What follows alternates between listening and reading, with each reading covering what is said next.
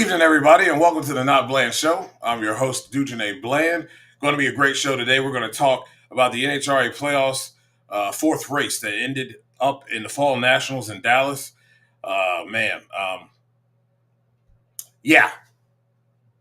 Countdown, they say. It would be closer, they said. It would make it interesting, they said. And here we are. So we're going to talk about it. We're going to have Dave W on, and we're going to talk about everything dealing with the Fall Nationals and a look ahead forward to the last two races of this playoffs and what we think about those who have the points lead and what really it's going to take. And it seems like it's a miracle. I want to thank Sports Journey, Everything Nitro, DragRaceReference.com, and of course our sponsor, Drag Race Bracket Bonanza. Look, I picked a lot of winners correctly. That was about it when it comes to being correct. It was a lot of red on the ledger, and it's just been like that all season long, man. All season long, and I'm sure everybody else is feeling it a little bit as well. I don't know what to say. It's just this game's gotten tougher and tougher as we've been, I believe this is the second full year.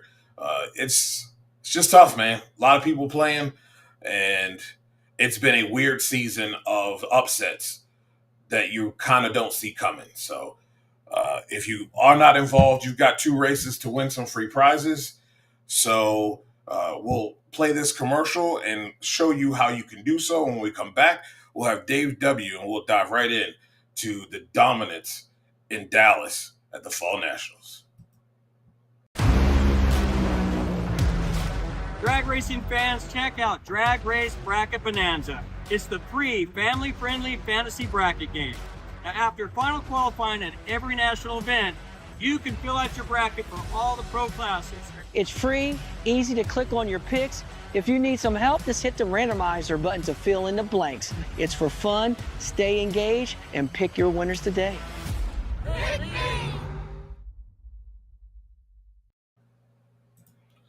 Dave W, what's going on, buddy? How's it going? Glad to see everybody. Glad to be out here tonight. I love that you lead in with the Drag Race Bracket Bonanza commercial because, man, I'm smoking you guys all season long. It was a beautiful thing. Man. And I tell you what, after Dallas, I'm only 4 points out of the countdown lead. I mean, I already got the overall season wrapped up. I'm regular season champ, world champ. You ain't going to get by me there, but I'm only 6 behind Nikki now for the countdown championship points too. So yeah, okay. I ain't out there winning it. I haven't won one yet. I never won a prize. Never actually got anything wrapped up. But at least in this one, just consistency. We're going rounds. We're second round, semifinal finish, and we're getting it. We're making a point. Yeah, it's virtually over. We're all playing for position at this point. Yeah, you dominated all season. Season. I will say, thankfully, that's just in the Not Bland Show League because overall, God, I got to see it. I don't know how bad Texas was for me. I don't think it was that great. Overall, 92nd for the season. Yeah. 92nd, and for the countdown, 212th. So the countdown has not been as great as the overall season has been to me. But it's still fun. Still fun to go out there, make your picks every weekend, and sometimes you win, sometimes you lose. But they got some cool prizes out there. If you do end up winning, I still want to get one of those plates. So I gotta do that. Yeah, man. My goal. Yeah, it's really cool. Those plates are really cool, and we're gonna have to figure out something here in the next coming year of putting a prize up. So that at the end of the season, we can have, someone win. Hopefully we'll have some shirts and hoodies here soon. Still working on that stuff, man. It's hard when you're doing you're full-time working, you're full-time doing this, and I'm also doing top-end swing camera guy for Sega. So I'm busy right now. I ain't have time to look into it. And it's NFL season. So we're all wrapped up into sports and everything here. Let's see. Drag Race Mayhem says, although NHRA did a good on TV as well, most watched motorsport of the weekend. Granted, that took NASCAR shooting themselves in the foot, but still, yeah, it was nice to see them have good numbers. I think that NFL lead-in makes a big difference in everything, and yeah, I think it's really nice. I really like this little background here with none of the things, but like I'll have to figure out how this can't not be white. It needs to be black, like because that white with the white comments on here just doesn't work, and you got to have some black behind it. So yeah, we're gonna change that. We'll work on that. Yeah, that's gonna be better because I could read it, but I don't know how well. Yeah, that is much better. Yeah, easier to see. Yeah. So yes, Mac 1320 did win the RBB league. Yeah. Oh, she did for Texas. Yeah, she won. Nice. She was first. Nice. I hadn't really had an opportunity to pay attention. By 4, I think it's less than 0.4 of a point over Nitro Performance guy got second. Wow, that's a close one. That's a close one. That's a good one. That must have been a speed tiebreaker right there. Somebody was close to a mile an hour. Yes, 0.1 of a point. Yes, man. But yeah, to further Drag Race Mayhem's comments, you know what? NFL lead-in, primetime TV slot, however you want to call it. You know what? I don't know that I could ever remember a time where NHRA beat NASCAR in the ratings at any point. I mean, we're talking the Diamond P days. We're talking about, their first live shows, the ESPN days. I don't think that they've ever finished ahead of NASCAR. So I'll take a win wherever we can get it, right? I mean, we had 1.87 million viewers watching this Texas Fall Nationals. And the thing that I guess depending on the market you were in, some places didn't even get to see the final rounds. I saw a couple of comments. The Cleveland, Ohio market, the finals got cut off. In the Detroit market, our show didn't even start till 4:30. The race was already over. Some markets got to see the show live, and it was over with at 3 o'clock, 3:30 when the race actually happened. So that's the only problem with network coverage like that. Your market dictates what you do and don't see. Yeah, because I know you were saying you didn't have it. I had it. Our game for Fox was over, and we had it from the beginning. You said you didn't have it for a while. Yeah, your market is going to dictate, especially when it's an NFL lead-in. Your market is going to dictate what you get, and 9 times out of 10, you're going to get an ESPN deal where they're sticking with that NFL game until it's over. If it's not wrapped up, I think some people had the OT afterwards. Yeah. We didn't have that. We didn't have that at all. With Fox. Okay. No. So I was surprised when you said that. Yeah, I'm assuming our game that was aired on that channel ran long because they were still doing the NFL highlight show or wrap-up show, which also ran long. And the NHRA show actually started about 18, 19 minutes late. It started at right around 4:49 as opposed to 4:30. But kudos to Fox. They actually ran. It was supposed to be sandwiched between NFL and then we had postseason baseball. So we had MLB Today or MLB intro show and then the postseason baseball game. And they actually ran the NHRA to its completion. So it ran the MLB show didn't start till 20 minutes late also at 6:50 as opposed to 6:30. So it was a nice 2-hour condensed show. A lot of highlight coverage of the first round. We didn't get into the whole details of everything. It was a good show, really, the way it was put together. I hope the 1.8 million people that watched it really enjoyed the way that it was presented, the commentary, and they saw a great race too. Yeah, it was great. I just had to go back and watch qualifying. I was busy swing cameraing for 2 races this weekend over there at Gulfport, Mississippi. During the Cruising the Coast thing, it was an excellent show. Sega was lit, man. There are a lot of people out there, and man, they were racing their butts off. You could tell that we're getting down to the nitty gritty here. One more race left for championships. Some are wrapped up already, but Yeah, man. Very good time out there. Uh, I think some of you saw the picture of the team dinner on Saturday night. I had the captain special with it came with an entire lobster, a whole lobster. A whole lobster? No, Yeah, thank you. we Not had we even had a part good of one. time. We had a good time, a really good time.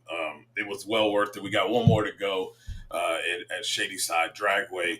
But looking at this thing, first of all, I want to comment about uh, Friday night and the night session. I thought the presentation was great. There was a lot of downtime and a lot of awkward moments if you're watching NHRA TV. And that's kind of before Brian Loans and Joe get in there. But a lot of awkward moments in session one. In the night session that is touted, the big time show. Uh, Very good stuff. I thought there was a lot of downtime in between runs. Um, Laser show, I wasn't like impressed, but they did something. They're willing to try new things. I think we were talking before we got on air. I thought they should have ran that after Paul Lee's major explosion there. There's a lot of downtime to do that. I don't like doing things like that in the middle of qualifying. You had an exhibition in there too in the middle of qualifying. I don't like doing those fireworks and laser shows in between qualifying. It was already long as it was because of certain things, and it just made it longer. And then it seemed like after they had the laser show, after every Top Fuel run, there was like a 5 to 10 minute wait before we got the next set of cars. I don't know what that was all about, but it was long, very long, a lot of stuff in a condensed package. Like I said, A for effort. I just think there was a little bit of oversaturation in that department. But it made for some good stuff. Of course, Brittany goes 340 like she always does. I don't know why. And they were hyping it up, so I'm glad Yes, you did. They were I hyping. don't. I don't know why you were. I don't know why we, about ready to lose our voice over it now. It should be expected at this point. Yeah. We know that if the conditions are there, that they're going to run 340. You just might as well just book it.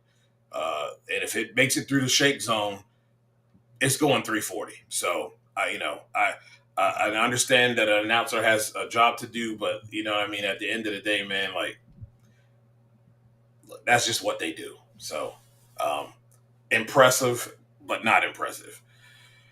So we get down to the nitty gritty on Sunday, and I tell you what, man, some really good action happened Sunday. A lot of teams that were, especially Justin Ashley mainly, looking to try to keep pace here for this championship.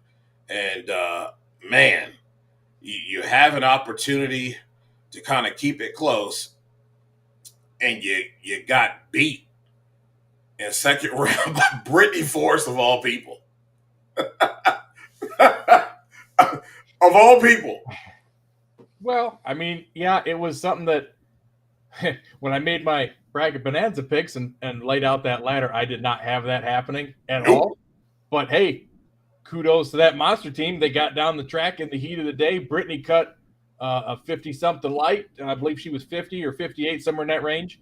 And just did the job, did what they did, and made it another round. Unfortunately, it didn't end up paying off at the end. I don't know. Did they ever mention what happened with when they weren't able to make the burn, or they made the burnout and then had to shut off and get pushed back? I did not catch they said something on NHRA TV about ignition problems, I believe it was. Yeah. But nothing really in detail, so I didn't know it was just a parts failure or whatever it was. But man, was she dejected when she climbed out of that car. Yeah. Out of there. But yeah, that was potentially a championship crusher for Justin Ashley right there in that round 2 moment. Yeah. He's had these moments within countdown. Ty, they did an excellent job. Honestly, it's what I expected. I didn't expect anything less from Carolina at all. They did what they had to do and sealed the deal. If they can keep this pace up, it'll get very interesting in the NFC South, as most people did not have them as a player within that division. So it's an interesting season so far, that's for sure. But he's had those moments here within Countdown.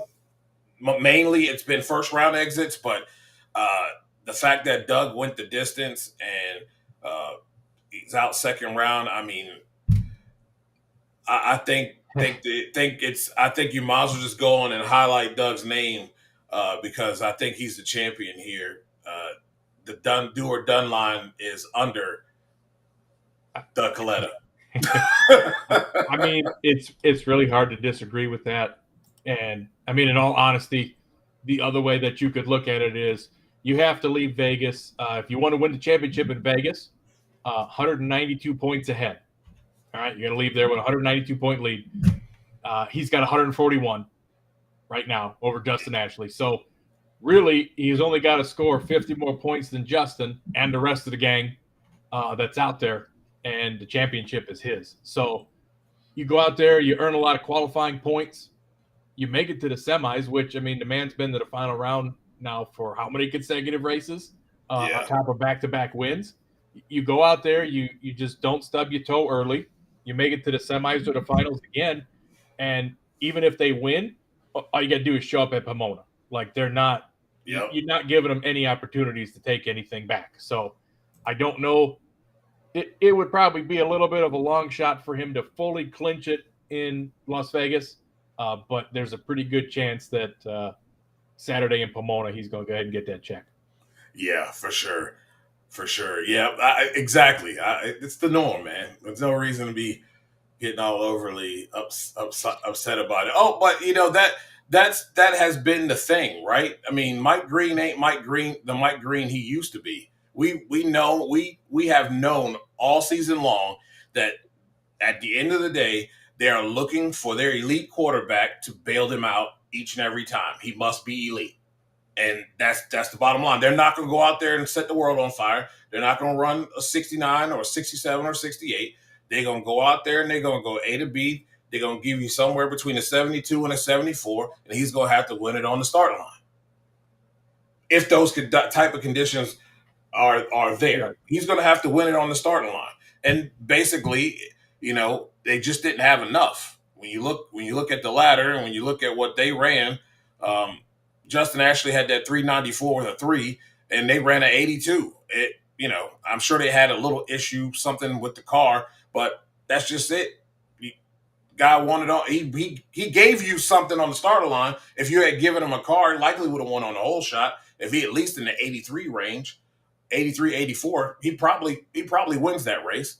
But can't go out there and run funny car numbers and expect to win. So just one of those things, man. That's the name of the game. Well, I think in that situation, though, if you look at the way that the lanes were laid out and the other cars that ran in that lane, I mean, Brittany earning lane choice and getting to pick that left lane. Justin, the only winner out of the right lane was Steve Torrance, and he did run a 383. But all the other right lane cars, 384, 383, 394, and then the 438, basically with Brittany being right there, having an 050 light and Justin at a 045, I mean, he wasn't going to do it. He would have had to have been right there with, another 82, 83, get down that lane, kind of like Torrance did right in front of him, and just didn't expect it to come apart the way that it did. And, they had a lot of parts breakage this weekend, too. That's a pretty big boomer that they had. They did. Which is unfortunate to see. But, yeah, I agree, Ty. Doug Kalitta for the win for sure because, I mean, at this point, the only chance you have right now is them to completely stub their toe, go out first round in Vegas, and you still got to sweep the weekend. Justin Ashley, Sean Langdon, everybody which are really the only two hopefuls because really Torrance on down, you're out. Yeah, you're out of here. you got to go out there. You still got to perform, and you still got to win the race. And all that does is get you to within 2 rounds at Pomona. But you still got to go 2 more rounds at Pomona on top of it. So you got to be perfect 2 races in a row. And the Mac Tools car has got to go out early 2 races in a row. And that's just not something that we've seen this year. No, not at all. Not that has not been seen. And right now, there's no pressure on them. They can just go out there and take care of business, and that's right. And not go over center. Exactly. Like you say that Allen used to kind of do back in the day. You take an easy round, swing for the fences, and go home early.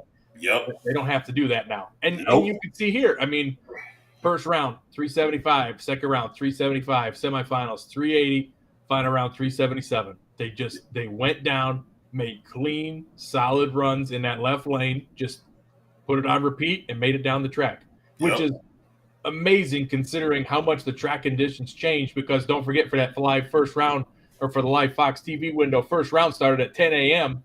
So they were on probably the best track of the weekend. And that's when Brittany ran her second 340 miles an hour in first round. They had similar conditions aside from the sun beating down on it to what they would have had Friday night. And I mean, they went out there and to keep that consistent throughout the day as the temperature crept up higher and higher and track temp went up. That's impressive. Yeah, very impressive. It's going to be a fight. To me, it's a fight for second. It's unfortunate. How's it unfortunate, man? Doug Kalitta gets his second Top Fuel World Championship. Hey, I'm for this guy. He went out there and stopped him, and he's done it. I mean, the man's rookie year was 1998. I mean, he's still out there. Yeah, it's been a long time that he's been able to accomplish this feat. It's just in the sense that Justin will have more time. That's really the thing you have to think about. He will have more time. He's young in this thing, unlike Doug. Doug's coming down to the final story of his career. So, yes, I am happy for Doug. Just unfortunate for Justin. Another season where you're right there. It's right there for you, and just hey, that sounds familiar. Kind of like the guy that's winning the championship, don't it? Yes, that was his story for a long time. That's true. That's true. He's taking that spot for sure. He's the new bridesmaid here, and not the bride. Right. So. And Doug will become the oldest Top Fuel champion in NHRA history, eclipsing his himself as the oldest champion in NHRA history a couple years ago. Yeah, the man's in his 60s and he's out here winning championships. Amazing. Which is funny because when we go back to '93 and Eddie Hill winning, you would have thought he was like 60 back then, but he was only in his 50s. Really, he looked like he was in his 80s. Yeah. So staying in Top Fuel before we move on, it's very interesting that Mr. Stewart, since his run being thrown out, ain't done diddly squat since then. It is interesting. And I saw this week on Instagram and Facebook, Brian Lones was commenting. He said, I got a long trip, ask away, ask any questions. And somebody posed that question to him too and asked, he said, it's kind of ironic that happened with Stewart. And he's like, well, you got to remember, they also trashed their car at Reading too. So they are working with a different car. I'm sure that one was not, their backup car and learning that. And, just because it worked out for Doug Kalitta where he had a tire explosion, brought out a second car and just ran over the field, it doesn't always work that way. Sometimes the second piece isn't as good as the first. And is it coincidental? Yeah. Is it related to perhaps some things that were going on behind the scenes? Maybe. It's interesting to talk about, but we still got 2 more races to go. So if he's out first round or second round in Vegas and Pomona and out there like qualifying mid-pack and out first round again, it's things that make you wonder, right? Yep. It's very, very, very interesting stuff there when it comes to that. Everybody else in this thing, man, is just it shows the level of consistency and where the consistency has lived. A lot of it in this class, and I'll say that for a funny card too, is like what we're seeing these first 6 weeks of the NFL season. Uh, you go into games these last 3 weeks, and there's teams that you're like, this should be a cakewalk. They should be dog walking these fools, and teams go in there and get beat. I mean, who would have thought that Atlanta would have beat Buffalo last night? Didn't see that coming. This team didn't look that great the week before, and they came out looking like world beaters. It's just that's been the issue for both classes. Is just you see you see who are the ones that have been consistent, and a lot of the others have just floundered around most of the season. They've shown flashes of greatness, but nothing that is in the level of consistent. This is a good question, and I was thinking about that as well. You not only you watered down the countdown by having participation slots. Now we've got potential runaways in these points. So here's my thing. I get what you're saying. There's two parts to this. Why have a countdown if that's the case? But there are going to be some years that you're going to have this happen. Because, I think if we look over let's say we look over a 10-year span, how many times has that actually happened in a 10-year span?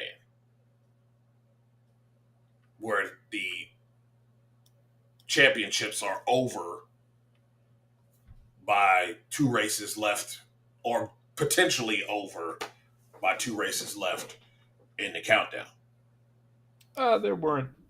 I don't know that there would have been too many. Most of them went pretty close. I mean, you have anomaly years where you got like John Force in '96, where he wraps it up at Indy pretty much because he won everything there was to win.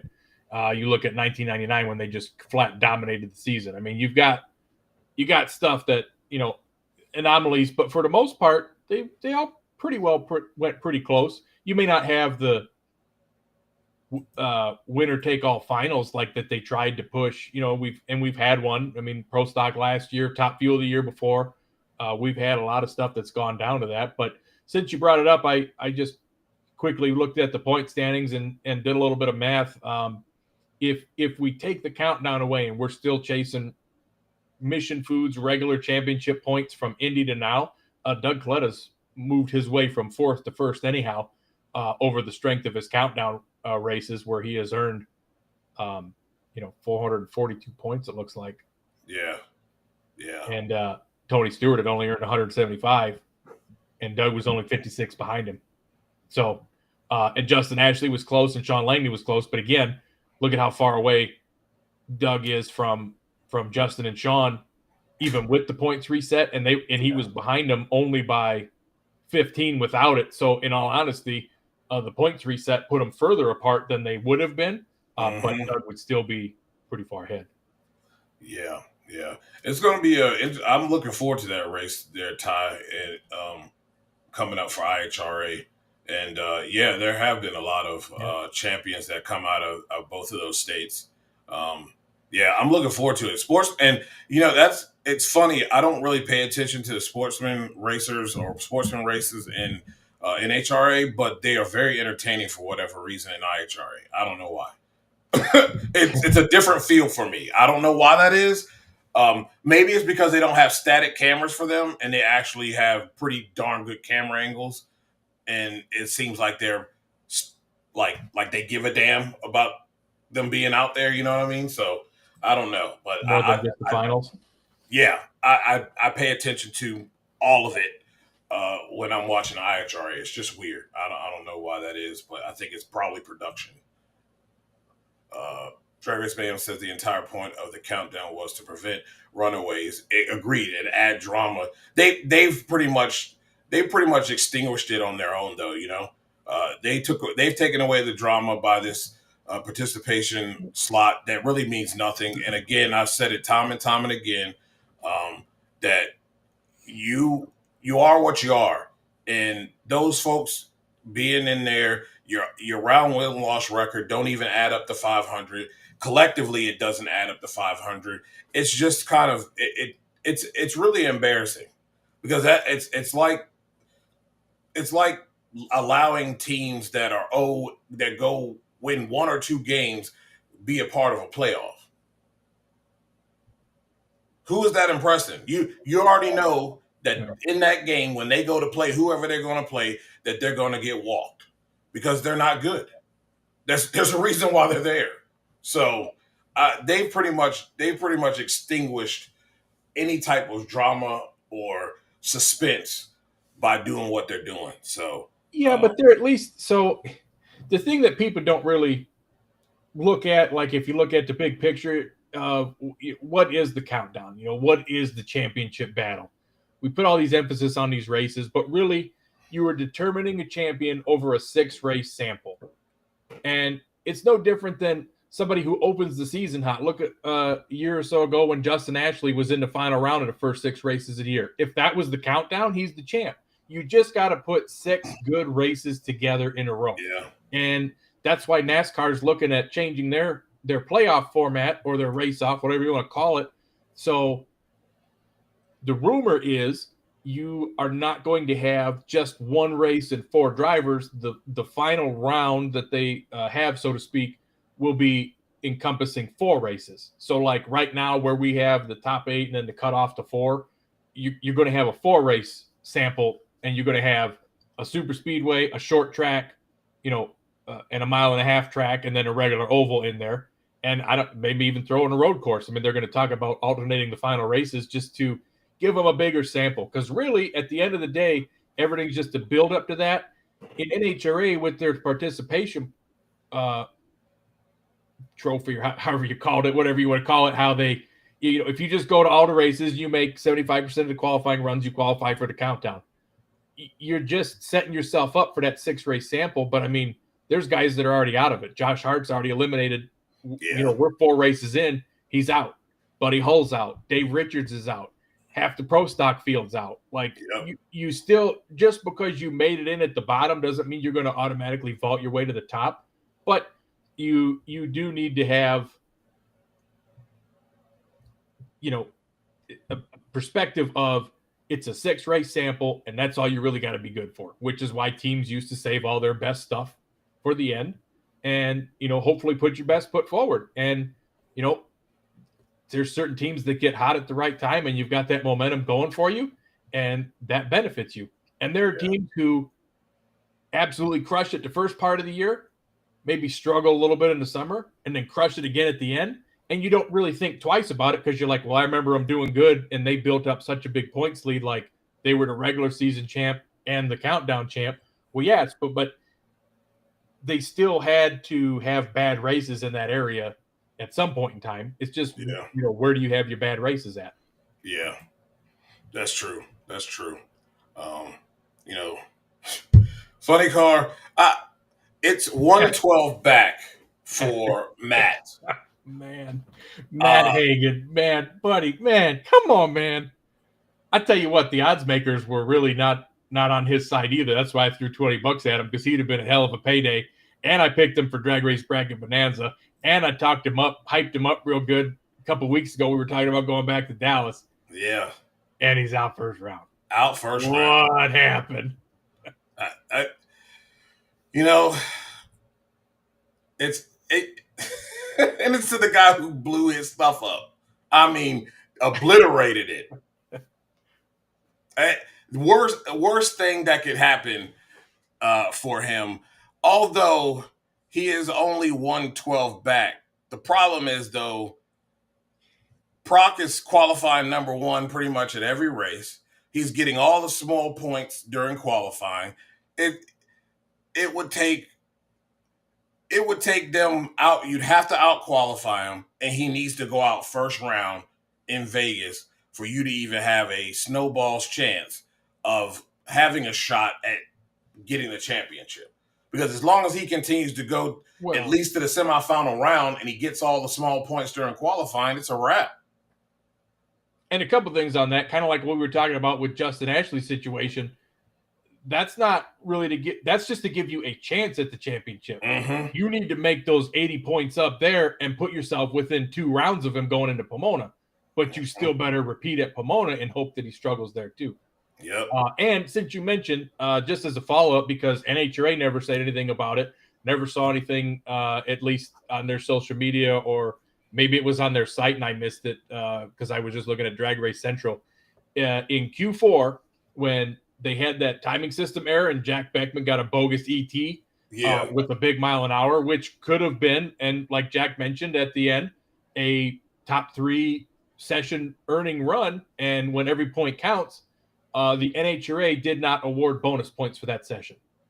So potentially Austin Prock could have 3 more points to his total right now because he ran that 393 in the last session, which probably would have been better than Beckman's anyhow. But they did not, in a sense of fairness, just because of the championship battle, they didn't award bonus points at all. So that, I guess at the end of the day, does it matter right now? No, but if Austin Prock loses the championship by 3 points or less, I'd be raising hell. Yeah. And that's also one thing, too, going forward. So all of the stuff that we're talking about now and all these points predictions and points playouts, this is all assuming that all qualifying sessions happen. If we go to Vegas and Saturday gets rained out, there's 6 points off the table. If we go to Pomona and Saturday gets rained out, there's 8 points off the table. There's stuff that these sessions have to happen for these points to even count. Because really, you can't bank on the session points and the qualifying points if they're not awarded, and you're just doing eliminations only. That tightens the gap. It makes it a whole lot harder. So, you're hoping that all these sessions run off without any weather troubles and points are awarded. Yeah. What a day for Ron Capps. Hasn't had the best of seasons.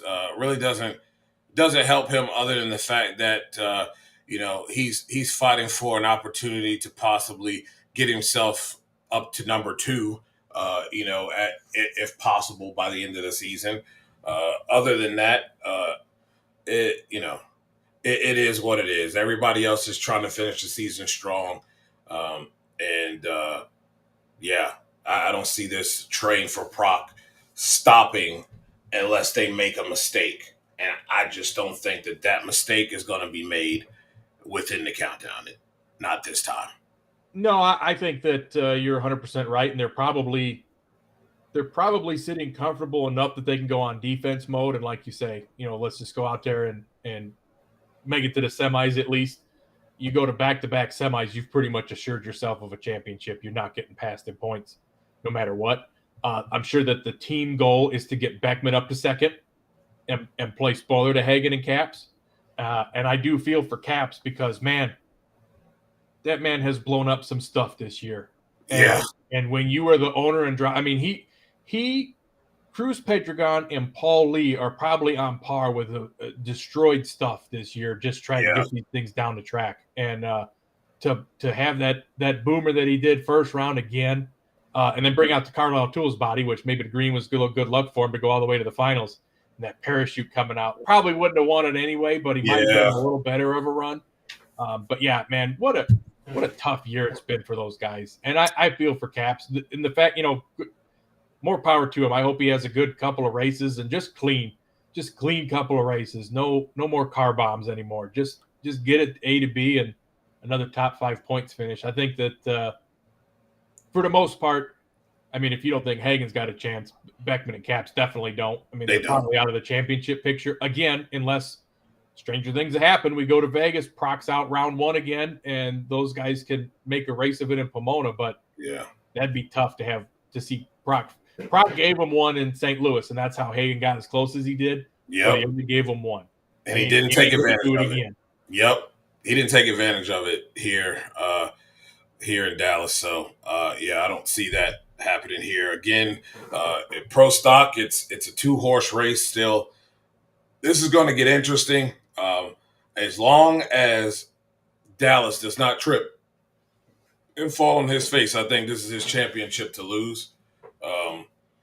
We have seen both of them make mistakes late in races, but Dallas is running really good right now, and as long as he can continue that and not have any mishaps, I think you find that I think he's going to be the pro stock champ this season. You remember round one of Vegas last year, don't you? Yeah.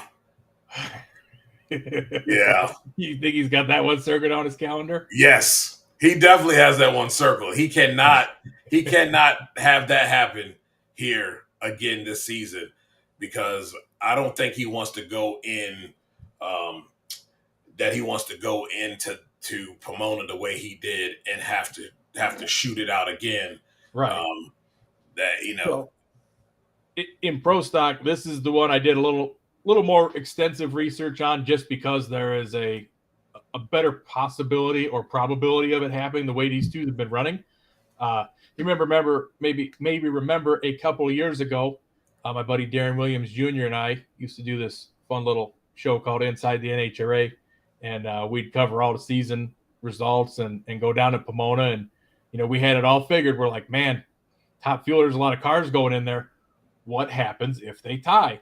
So I don't know if the rules have changed in the last few years, but 60 points. I mean, there is a possibility right now, if Greg Anderson sweeps the rest of the season, number one qualifier, wins both races, low ET at every qualifying session, and Dallas Glenn is number two qualifier, runner-up at both races, and second at every qualifying session, they tie. Because that's 60 points difference right there. Yeah.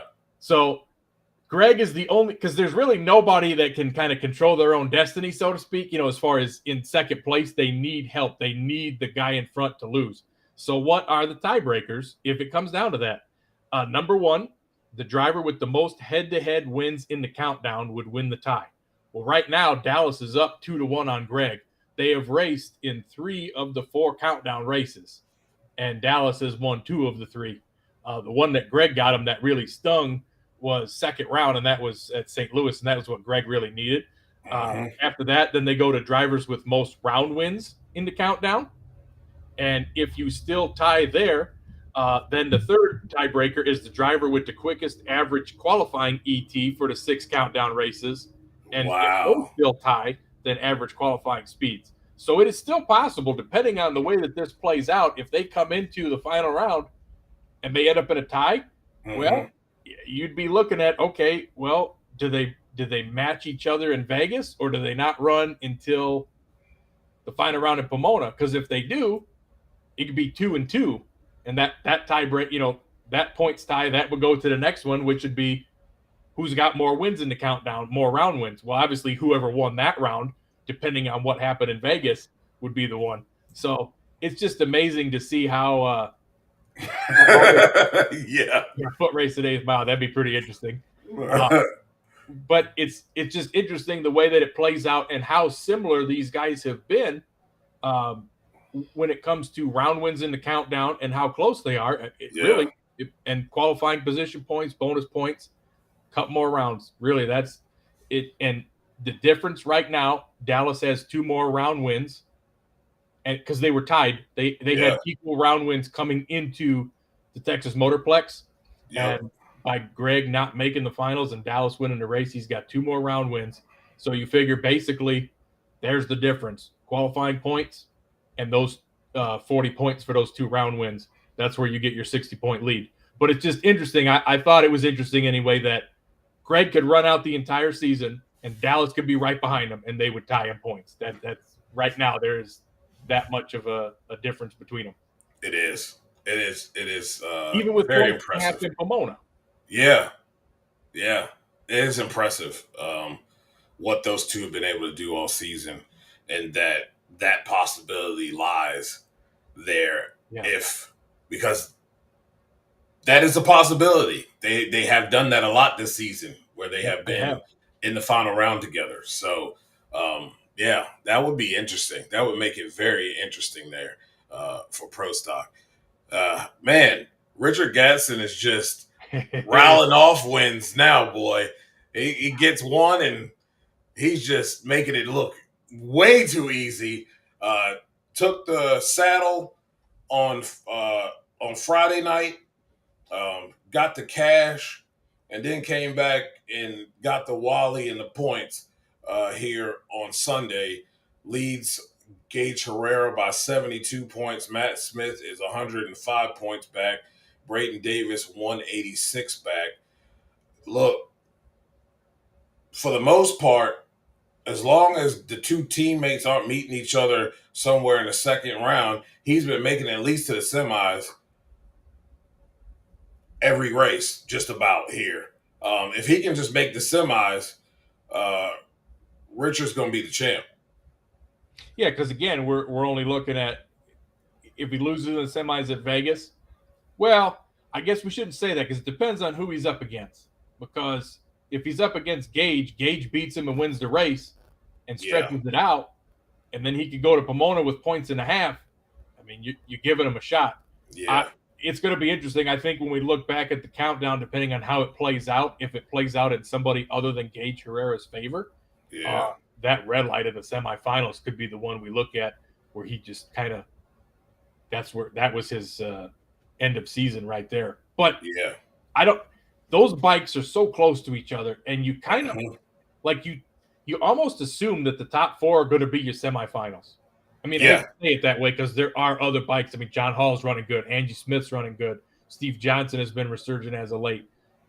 Anybody can come out there and put that out there, but I think that their goal probably is let the riders settle it amongst themselves as long as we get the championship, and let's get Braden up to third ahead of Matt and have a Vance and Hines 1, 2, 3. I think is what their end goal would be. Yeah. I was just as shocked as you when Braden when first the gauge went red, but then they started putting out the math of the ETs and what Braden's reaction time was, and Gage really had to be like 00 something to be able to beat him anyway. So that was they let him run heads up. They let the bikes run heads up. There's no team orders in that camp. So may the best rider win. This one's going to be good though. I think Richard's got the momentum right now, but it's so hard to say Gage is out even at 72 points because if he can get that to, 2 more rounds and get it to 32 and then get a couple qualifying points on top of it and get it to within a round at Pomona, Prock Motorcycle could be this year's winner-take-all final.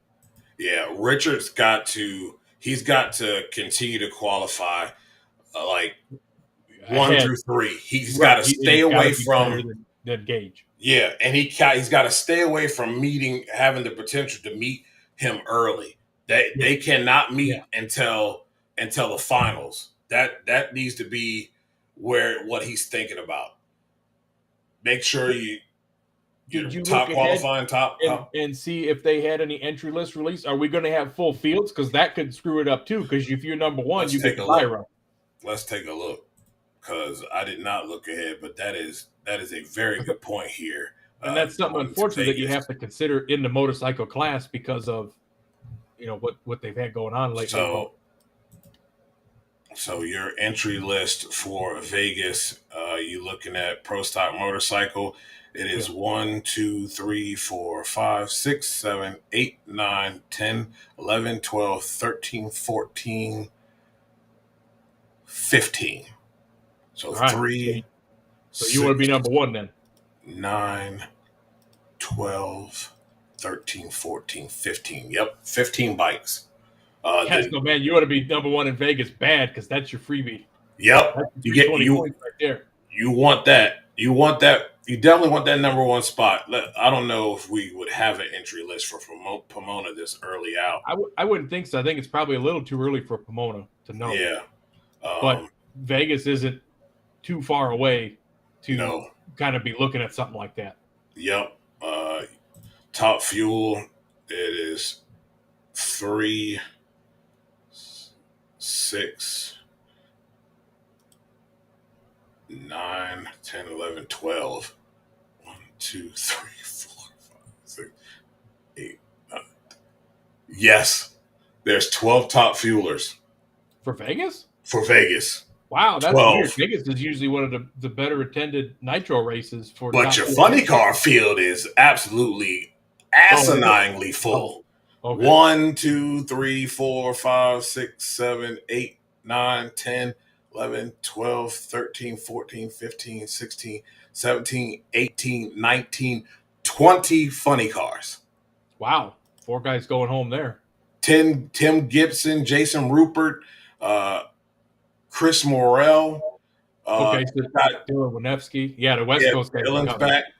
Jeff So, Deal's going to be out there. Yep. Probably the return of Buddy Hall to the seat. That'd be good. That's what the word is. That'll be good for him. So that field's full. Them and Pro Stock. Oh no, that's Pro Stock motorcycle. They did have an entry list for Pomona. It's obviously still subject to change, but there were 13 Pro Stock motorcycles entered for Pomona. Yeah, as of now. But that's that. And I hate to say it, but I mean, if there's only 12 top fuel cars, I mean, you want to talk about your best chance of a monster matchup early. Yeah, you're going to get it because that 12 car ladder lays out a heck of a lot different. It does. That's going to be interesting. This will be very interesting. With 20 funny cars. Right. This is where the 8-car fields would really benefit. 8-car field. Come on. Really would benefit. I'm just curious because I think that I know, but I don't know for sure. So I'm going to look it up. A 12 car, if we end up with 12 top fuel cars, number 1 or number 12, which is top or bottom, or right in the middle, 6 or 7, would get the semifinal round bye if you make it that far. Wow. So if Doug Kalitta's number 1 and he makes it to the semis, he's guaranteed to the finals. But same thing if you're Justin Ashley. So number 1 would be the pretty much sought after spot. So if you're a 15 and a car ladder, you get to buy in the first round. A 14 car ladder, you get to buy in the second round, and in a 12 car ladder, you get to buy in the semis, depending on where in the field you are. Yeah. Very interesting. Yeah, that's really cool, Ty. Man, just run that thing 12th. Just shut it off at 8th mile. Make 8th mile run. Just shut it off. Go, all right, I know I'm going to be 12th. I get 8. And if you're Justin Ashley, why not, right? If Doug Kalitta's number 1, hey, I'll take him out first round. Let's go play. Exactly. That's exactly what I would do. This is where you can play that game. Now we can play. Yep, and I think you should play that game. I think you should play that game because the little qualifying points ain't going to matter that much. You need 20. You need them 20 points. And if you can get him out of there first round, and with that ability of having a bye run somewhere to guarantee you to the final, that's what you want to do. So that's exactly what I want to see. You thought Greg Anderson was pulling the parachutes early. Wait till you see these fuel dragsters pulling the chutes at the 8th mile. They got all the data they need. Mike Green gonna be over there with that. Be over there with that daggone thing going click. Cut it off. It's gonna get just past 60 feet. We're gonna be like, we know what we got. Yep. We dropped the cylinder. Yeah, that would be awesome. I want to see that. I think that is the game you play. That is the game you play in order to give yourself a shot in Pomona, especially with the 12 cars. I don't want to hear nobody, and I want it to be known. Don't come out there and pull that Erica Ender stuff and try to give us coaches speak. Just say you were doing it because it is strategy, and it's a smart strategy. I have no problem with it because that's exactly what I would do. Give me the opportunity, put the ball in my hands, and let me make a play. Telling Mike Green, look, man, put the ball in my hands.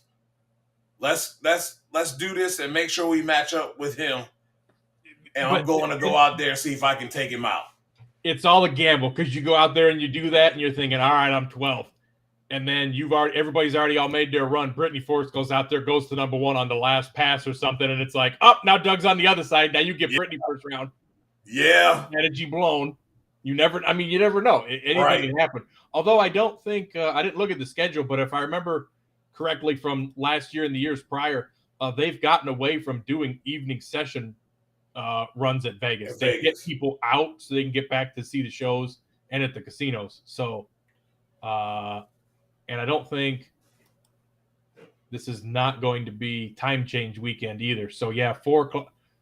Yeah. So 1:30 and 4 on Friday, and noon and 2:30 on Saturday. So I don't think you'll see much movement on Saturday. I think Friday's going to set the field. Yeah. Kind of like how I know you didn't watch, but we were talking a little bit on Friday night, and the fields didn't change much at all. So those matchups that I was talking about that could have played out on the ladders pretty much stayed the same. Yeah. I think it'll benefit them if Doug can go out there, if they can see Doug go before them, because that's hard to do if you go out there, because you're gonna have to be back in the pack. Yep. You go out there in the first round and be 12th. Aren't the lower qualified cars the ones that come up first? Exactly. So you'll never see. Number one in points is going to be he's always going to go after you. Right. So you need to see he would need to put up a big number in the first pass in order to. And then Friday night if you go for it or not. Yeah. That's about it, pretty much. And yes, Drag Race Mayhem Doug's going to be gaining qualifying points all weekend, potentially. You know how many qualifying points he gained at Dallas? 2. You know how many Justin Ashley gained? 5. So it's not a guarantee that you're going to be low or even top 3 of every session. Yep. Especially at Vegas, same thing. Mostly daytime runs. That 4 o'clock run Friday is probably going to be your best one weather-wise and track condition-wise, but it's still not going to be like set the field session maybe. Right. We have not seen like great qualifying sessions on Saturday in Vegas at this time of year anyway. No. Yeah.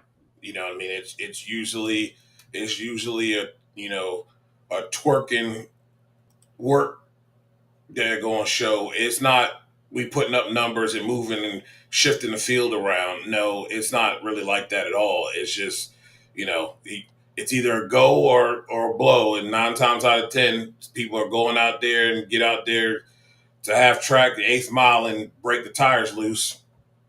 And are we going to get super heavy windstorm and chilly air Vegas, or are we going to get 80-degree Vegas? Because you never know what you're going to get there. And I mean, just keep the rear ends together, boys. It literally is like a box of chocolates out there.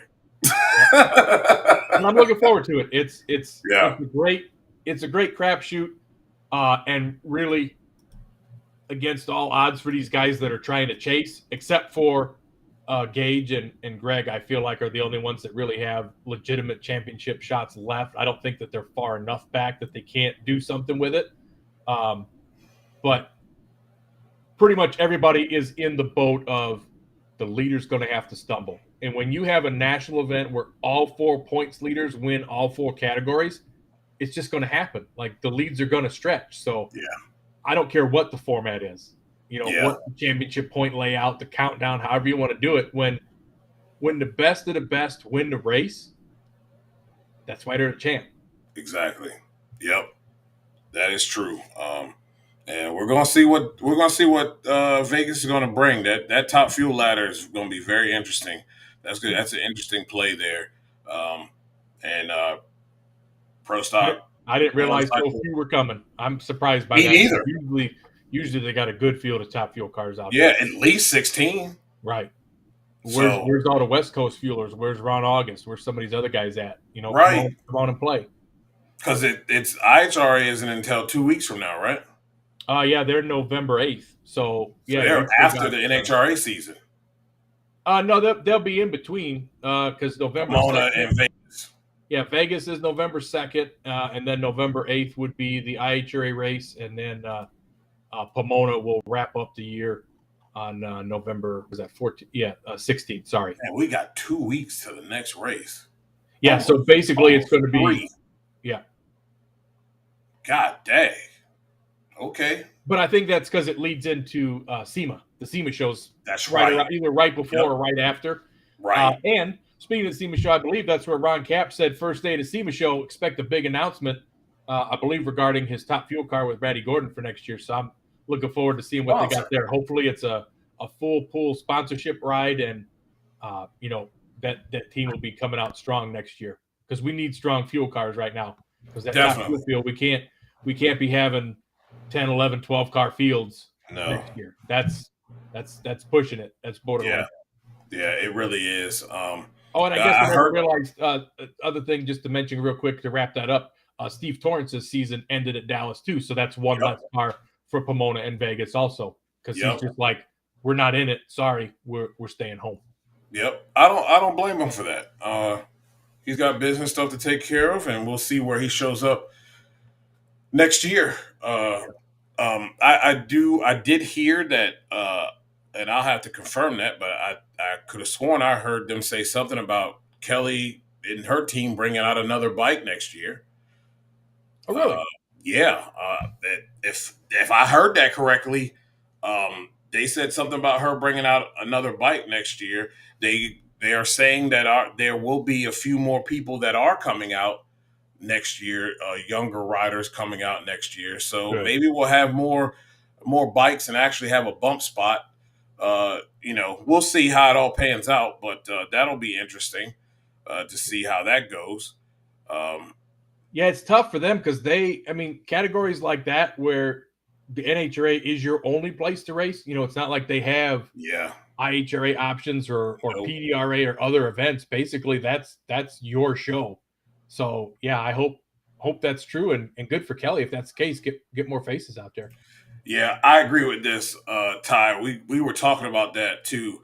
I think this is going to be the best race of the season, and I think it's going to be the best crowd of the season as well.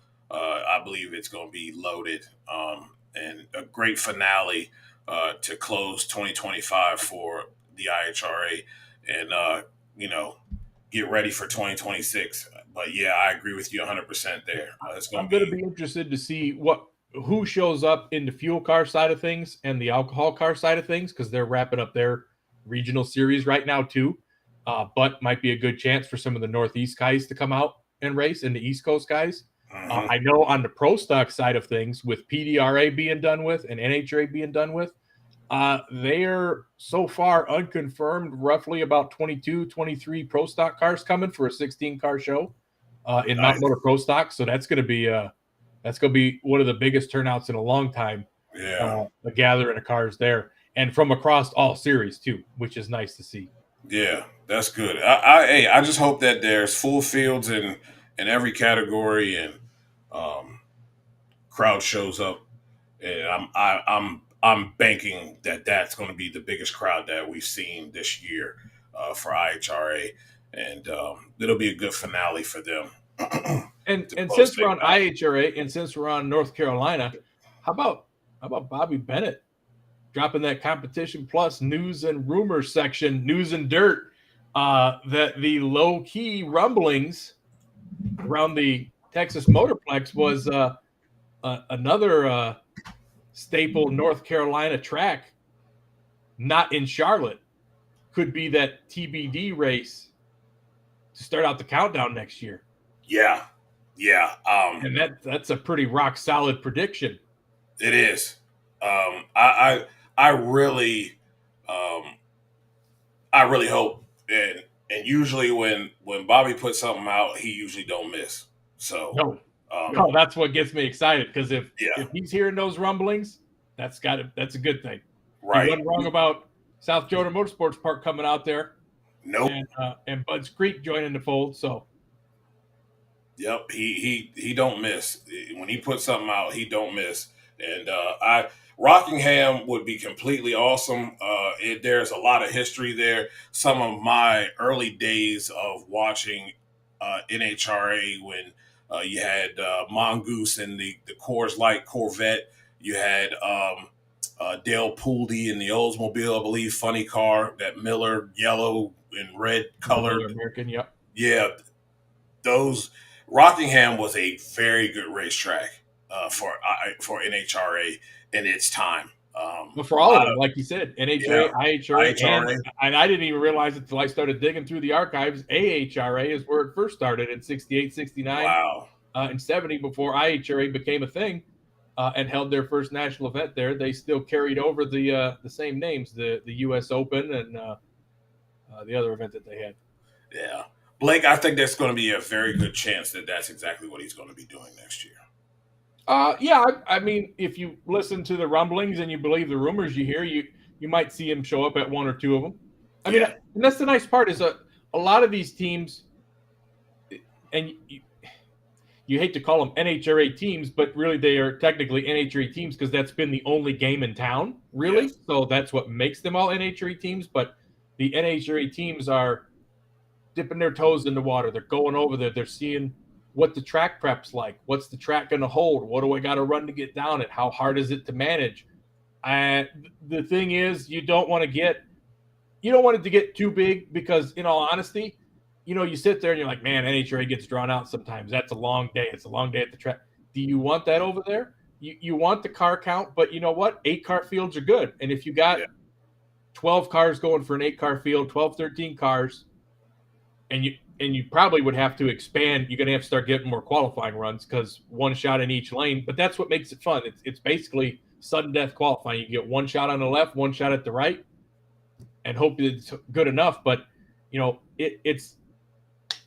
it's great that it's growing, but I hope that it doesn't get too big that it becomes NHRA light with all the hospitality areas and it's kind of like pure drag racing right now. yeah, That stuff is left aside to the NHRA, the big corporate dollars and hospitality, and it's just kind of like the focus is on the racing. Let's get these cars out. Let's run all the classes. Even track prep. We don't stop and drag and change the. They'll drag before the nitro cars, but then after that, everybody runs. Then they'll drag again before the nitro cars. Everybody runs. So it's nice to see them guys coming over. I hope some more come out and do it too. And it might be a whole total different thing next year when IHRA starts crowning a champion, because I don't know if you saw the boat series that they just announced their schedule for next year and their championship payout. If they start throwing championship purses out there of $1 million to win a championship over a 10 race series, you're going to see a lot of people show up, I think. Yeah. That's why I said the money don't. Right. The money, that's my whole thing, man. You can sit here and you can make all the sly and slick statements you want. But at the end of the day, the payouts right now are still more than what you're making running NHRA. And if they put up that kind of championship purse over 10 races, 2 qualifying sessions. See, 2 qualifying sessions to me evens the playing field. Because that way, if a Steve Torrance comes out, if a Sean Reed comes out, the more polished teams come out, it doesn't take away from a Lex June, a Mitch King, a Doug Foley, who is pretty consistent. So I hate throwing him in there, but it doesn't take away from those guys because everybody's got to deal with the same 2 sessions. It's just a matter of how do you go about it. If you flub it up early or late, things can change so quickly. So maybe they add a 3rd session. I don't know if they would or not, because I think that's another good part of this is that the parts attrition it helps the small team with the parts attrition, and I don't know if a 3rd session would really, like, especially with what they're getting as far as the pay out for qualifying and all of that. I don't think it would be too bad if they added a 3rd session, but I don't think it's necessary.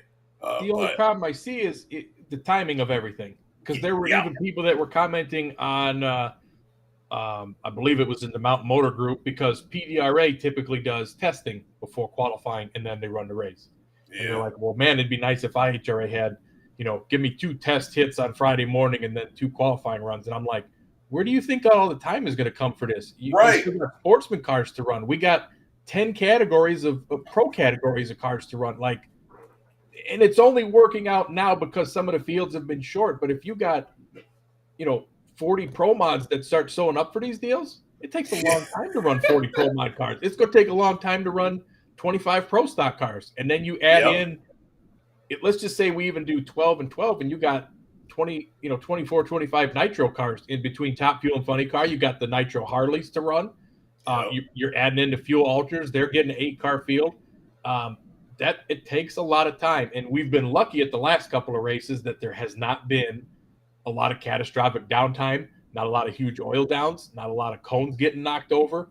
But those days are coming, and you're going to have days like that. I mean, the first couple of races had weather impacts, which was terrible. Yeah. But you got to be careful with the scheduling and putting too much out there. And but yeah, I mean, I agree. A 10-race series, get them on TV, get the guys. I thought it was interesting too. I believe it was TJ Zizzo you asked on the Competition Plus Power Hour about going and running that, and he said, I believe it was in his opinion that the corporate sponsorship or the eyes on the sport don't match what NHRA does right now. So that's why he wasn't really going, because it didn't benefit Rust-Oleum and his marketing partners. Right. And I think that might change too, as that starts to grow and build.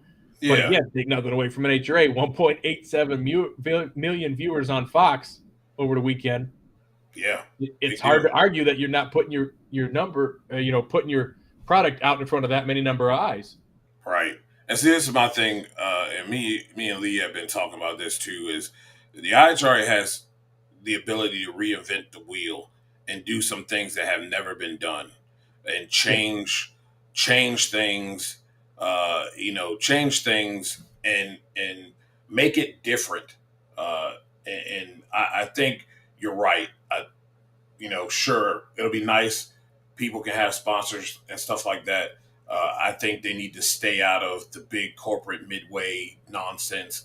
Keep it drag racing. Keep it racing centric. Maybe you allow these people to sell their own shirts and their own gear out of their own pit area. They do. That's allowed. You can go pick up. Yep, that's allowed. So that's the difference maker. You take away all that big tent stuff. It's the middleman, basically. Right. The middleman with his Let them guys do what they need to do. Keep it about the racing. Have all these hospitality areas and all that nonsense. Let it be about the racing, and then just stick to your guns on what you want to do as a series, how you want to run your qualifying and all of that. I agree with you. That sounds great getting test runs, but if you want to go test somewhere at your local track, that time. You complain about time, but then you want them to add things in that's going to take time. Because what during these test hits, what happens? They oil the racetrack down. Yeah. Now we're sitting around on an oil down racetrack that they're cleaning up for a stupid test session. Ain't even qualifying yet. And we're holding up the show because somebody oiled it down during test session. So, sounds great, but I think the model that they have is perfect. It allows the small teams, when they make money, it allows them to put it into their program, because the parts attrition is not the same as the NHRA event where you have 4 qualifying passes. 2, you got 1,000-foot racetracks, you got 8th mile racetracks. Like it benefits them all the way. It benefits the Terry Haddock all the way around. It makes sense for them. And when they come out, they'll come out and they'll bring an extra car, because it does make sense. It makes sense for them to do that because the money is there and they're not running the same amount of qualifying sessions. So they're not having the same parts usage. So right. I think that all needs to stay the same. There's other things that they could probably tweak, but I think they need to be totally different on how they run things. We don't need an NHRA light. It needs to be IHRA, and IHRA have its own stamp on how they go about their business and how they run their races and how they go about their championship series. It all needs to be different. So, that's what I want to see. I want to see them do some things that are different, whether it's broadcast-wise to the racers on the racetrack. Let's just keep it different. We don't need all that extra stuff. That's what NHRA is for. And to your point, it's funny because, like, when you're talking about these teams could use it and spreading the wealth, if you look at Funny Car, Del Worsham's been in the finals all the races. Dan Hicks made it to a couple of them. But on the nitro side of things, there are guys who are out there putting money in their pocket for sure. Uh-huh. Del Worsham has benefited most in the Funny Cars as far as 2 wins, 2 runner-ups. Chris Powers has been in all the finals in the Mount Motor Pro Stock class. Pro Mod's been pretty wide open. Top Fuel, and this was a stat that we had when Dan Mercier and Jake Sanders raced in the final at West Salem. We've had full races this year, and we have had different finalists every race. So you've had 8 different drivers in the Top Fuel final getting win and runner-up money over the spread, over the course of them. And the last time that happened was in 2007. I had the list. We didn't get a chance to really put it out on air, but you had Terry McMillan, Jeff O'Neill, Scotty Cannon, Jim Cavallari, Bruce Litton, J.R. Todd, Bobby Lagana Jr., and T.J. Zizzo were the 8 drivers back in 07 that were in all just different drivers making the final round, 4 races in a row. But some of those guys, and that's what I like about IHRA is Dan Mercier's going out there winning a race. Lex June's going out there winning a race. You have diversity. You have new faces doing things. And I think if you get some of the NHRA or the upper echelon teams coming around, I don't want to go out there and see Steve Torrance win 10 races. Yeah. I mean, it's good for statistics and numbers, but when you got an 8-car field and you got like Clay Milliken running roughshod over the IHRA like he did back in the early 2000s, racking up win after win, like it kind of makes the fuel program a little stale. So it's always nice to see these new guys out here pocketing money. To answer your question, no, they have not announced where they are going next year. They have just put down some dates to reserve. I know people are really clamoring to get the locations because they're like, I need to know how much vacation time I got to put in for work because I got to know where I'm traveling to. And in all honesty, I don't know much about what next year's going to bring. I don't know how the championship format's going to be. I don't know what the race format's going to be. I don't even know if any of that stuff's been determined. I don't have that kind of a pull or that kind of a connection within the IHRA. I don't know that much of it. Yeah. I'm just there to keep all the records on stuff. So it's interesting to see how it plays out. And it depending on what they decide, maybe I'll hate it. Maybe I'm like, man, that's stupid. I wouldn't do that. Maybe but don't have a countdown. I hope they don't. I hope they just run a full 10 race season. No countdowns. You don't even have to mirror NHRA points. You can give, increase the amount of points you win by 5 for every round you win. So that way, if you win the race, it means more than just a first round loss. You can. Exactly. There's a lot of different ways to manipulate and figure it, and it'd be interesting to see how they play out. But no, unfortunately, I don't have any info on any of that stuff. Yeah, and Drag Race Mayhem. There's no reason to have all those classes. I think NHRA has too many as it is. So, I don't think that's necessary. He said, but that's an outlier. NHRA gets over 1 million like 2 times a year, and most of those guys are people who forgot to turn off.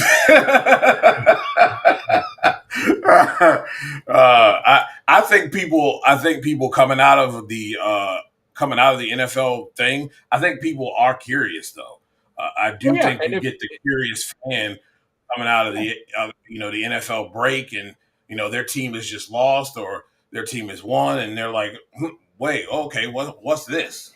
And they stay in and tune in. I don't think that 1 point, that one over 1 million viewers was all people who were NHRA lovers at all. I think you got some NFL fans that tuned in to see what this was all about. Well, like you say, maybe they were going out there and their team just lost and they're out there walking over to the kitchen and starting to make lunch or something for the middle of the day to get ready for the next game. They leave the TV on Fox and they see Ida Zetterstrom blow the friggin' top of the blower off the car and go, whoa, what's this? What's that? What am I watching here? What am I missing? Or see Brittany Force go 340 miles an hour and go, hey, maybe this is something that's kind of interesting, I don't know if IHRA will be at the PRI show. I don't think so. I don't think so. They really don't need it, man. They really don't. Like I said, I don't think people realize how deep Daryl's pockets are. They don't understand what Dorana is. They have not looked it up. No, but it's still nice to go network with your crowd and PRI being a racers only type situation or vendors only type situation. It's nice to have a presence. I don't know that answer, but I don't see why they wouldn't have a booth out there. Just if anything, maybe PRA is where they announce the schedule or they announce the championship format or they announce. I mean, it's a good time to announce stuff because that's where all the big stuff happens. SEMA and PRA. lot of stuff going on this silly season, man. There's a lot of stuff that it's gonna make your mouths drop. Some of this stuff, if it does come true, it's gonna be interesting. It's gonna be real interesting because there's potential for a lot of change going on within the fuel classes for sure. So we'll see. Well, ladies and gentlemen, we're gonna go ahead and get up on out of here. We appreciate you guys tuning in, and all your comments and participation is greatly appreciated. And yeah, until next time, we will talk to you guys later. We're going to go out with this word from our people at VTRN Sports.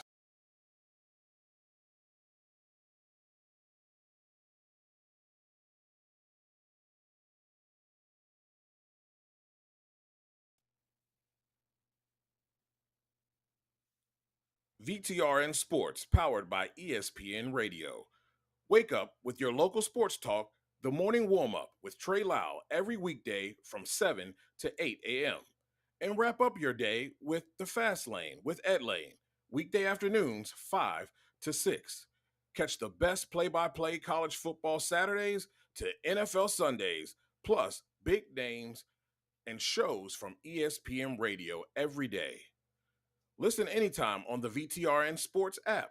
Stream on your smart speaker by saying Open VTRN Sports, or tune in on the radio 93.3 FM and 1320 AM in Lynchburg.